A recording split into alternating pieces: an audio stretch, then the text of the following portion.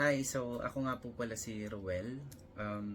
Gusto ko lang sanang i-share since marami po nagtatanong kung paano kami nakapunta dito sa Canada.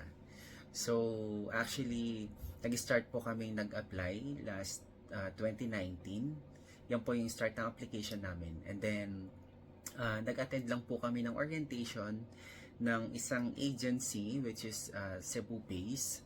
And then, nag-conduct po sila ng orientation sa Tugigaraw. So, nag-try lang po kami. Actually, wala naman talaga kaming balak na mag-Canada. Gusto lang namin ma-try or makita kung anong meron.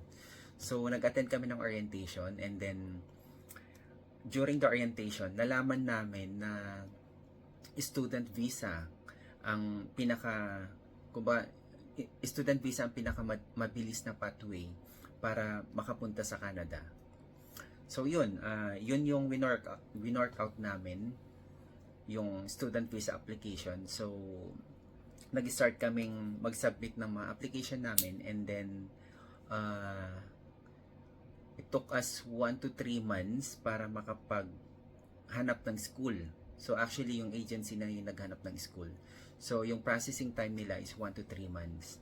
And then another 1 to 3 months again para po dun sa pag-apply ng visa. Yan. And then, yung application namin, noong 2019 na stop kasi nga nagka-pandemic.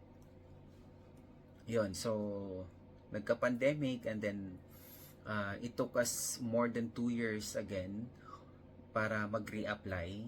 And then, after 2 years, that was 2022, nag-resubmit kami ng application. So, yun, yung processing period namin. And then, after that, 2023 na, actually, May 2023, na-approve yung visa application namin. Yan, kaya kami andito sa Canada.